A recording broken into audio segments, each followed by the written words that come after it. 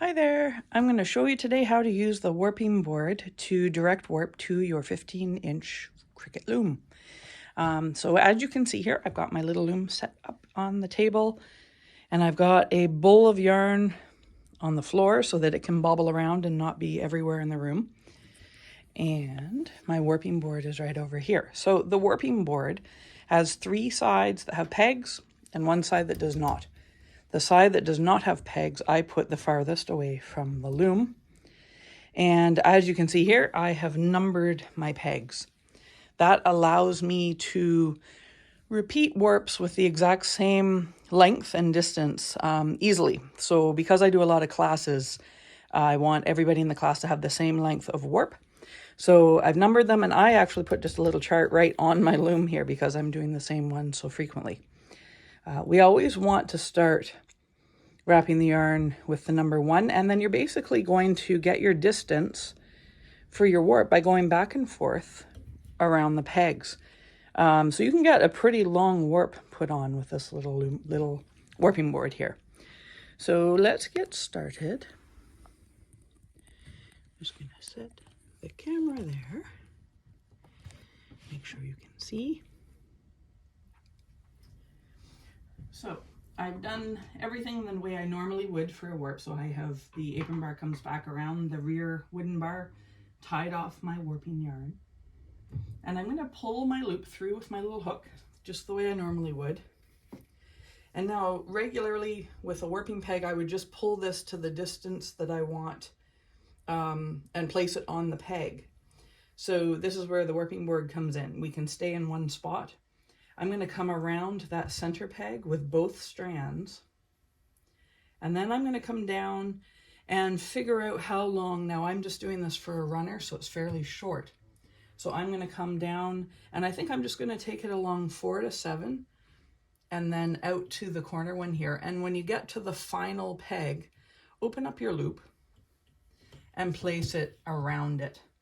So you're almost pretending like that last one is your warping peg.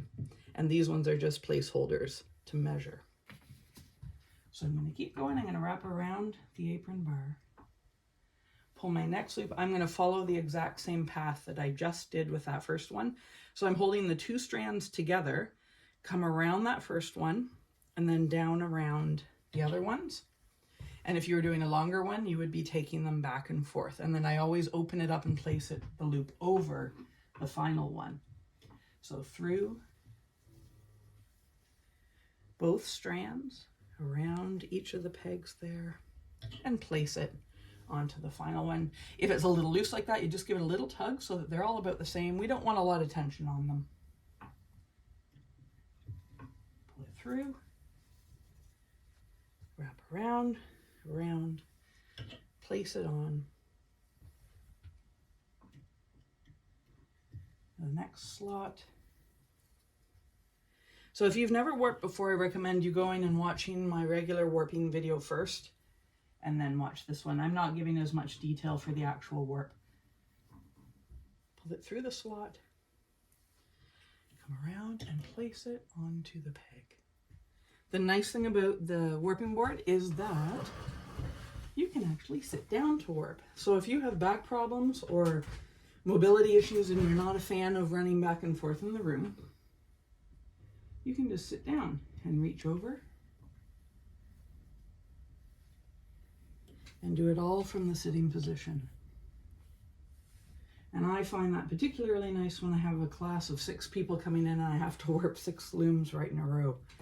It is lovely to be able to sit down. The warping board is also very portable, so if I'm going out to a cottage or anything like that, and it's perfect because if you don't know if they have a big table to set your warping peg up on or anything like that, you just pop this in the trunk with your loom and you can easily set up. I've even done it on a kitchen counter before. So it simplifies traveling with your loom immensely.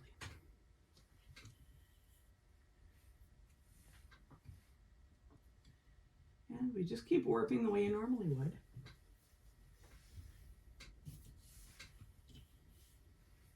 So I'm going to be coming all the way across till I have the full length of how I want my project to be. And then when I am done, I am going to lift these off, keeping the two sides separate off of that final peg. And then we'll behave exactly the same way we did in the other video. So we will be cutting that loop right there and tying off 1/2 of it.